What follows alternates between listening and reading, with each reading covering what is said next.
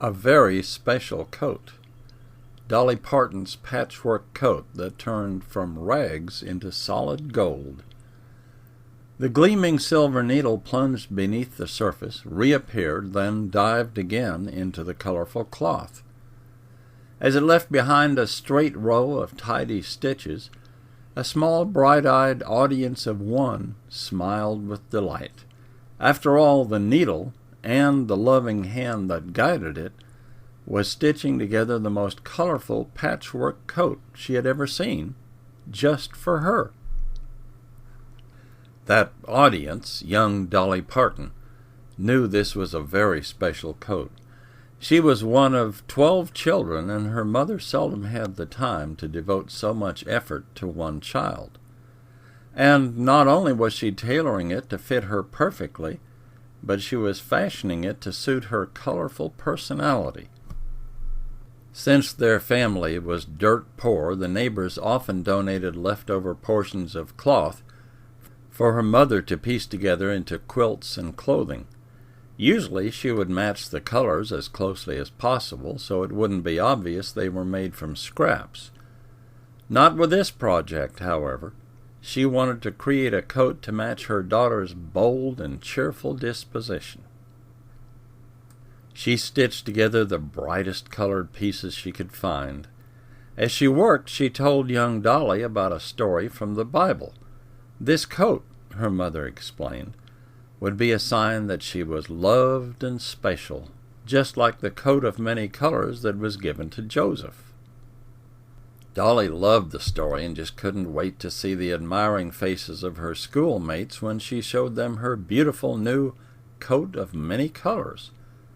Unfortunately, as her classic song would later tell millions of fans, admiration was not exactly what she saw in the faces of her classmates. "See my new coat?" she asked one of her young friends as she proudly wore it to school for the first time. "New," he snickered. "It looks like a bunch of rags." One after another, the other children also laughed at her beautiful new prize. As she swallowed the hurt and walked despondently to her seat, Dolly remembered the classroom turning into a whole room of mocking faces. Still, she was not going to let the other children ruin her pleasure over her mother's loving gift. When the teacher entered, she noticed Dolly was being ridiculed. Quietly, she asked her if she might want to put her coat in the cloakroom. The defiant young Dolly, however, wore the coat the entire day. When she left the classroom, she proudly walked out, sporting the multicolored garment like a flag of courage. Her song about the incident, "Coat of Many Colors," has become Dolly's signature song. It remains her personal favorite and has helped alleviate some of the pain she felt. The fact that it was a solid gold bestseller has also helped ease that pain.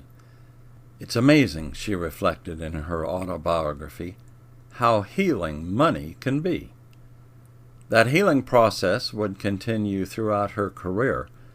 She would chart over 25 number-one hit songs and would be selected by the Country Music Association as the Female Vocalist of the Year for 1975 and 1976, and Entertainer of the Year for 1978.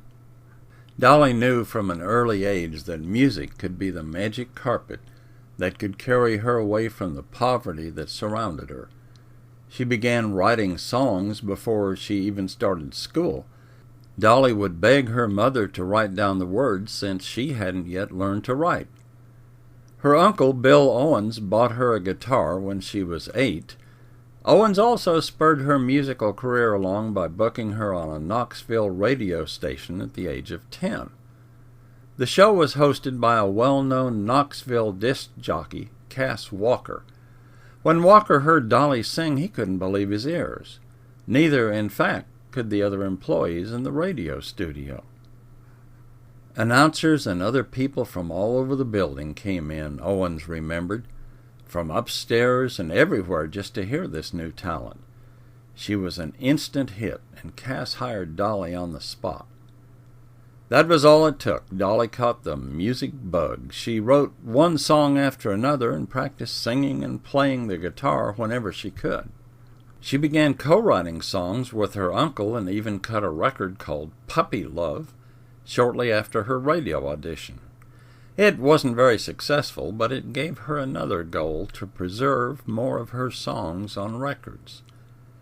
She had a lot of warm memories tied up with her family and friends around her Sevierville, Tennessee home. But that country music bug was too strong to ignore. Her Uncle Bill had also caught it and moved his family to Nashville so he could help Dolly work her way into Music City. Dolly didn't drag her heels. She graduated from high school on a Friday and caught the Nashville bus on Saturday. In fact, she didn't even wait around long enough to do her laundry. She just packed up her dirty clothes and took them with her. She had more important things to think about than dirty laundry. Unfortunately, Nashville was not in quite as big a hurry to meet Dolly Parton. She lived with her uncle's family for a few months and then got her own apartment. As she bounced around town trying to get a foothold in the Nashville scene, she just couldn't seem to find an open door. There were some hungry days back then, I tell you, she remembered. I had hot dog relish and mustard in my refrigerator, but that's all I had to eat for about 3 weeks at one time. Finally, to make up for her mustard and relish days, fate let Dolly draw 2 lucky cards in the same year. In 1967, she recorded her first big hit song, Dumb Blonde, and also joined Porter Wagoner's television show. During the next few years, she began to write and perform a steady stream of now classic songs, including Tennessee Mountain Home, Love is Like a Butterfly, I Will Always Love You, Applejack, and of course, Coat of Many Colors. Her mother was right. Dolly is special. Other country music legends have left us with fascinating stories of their climb from rags to riches. Dolly, however, even managed to turn the rags into riches.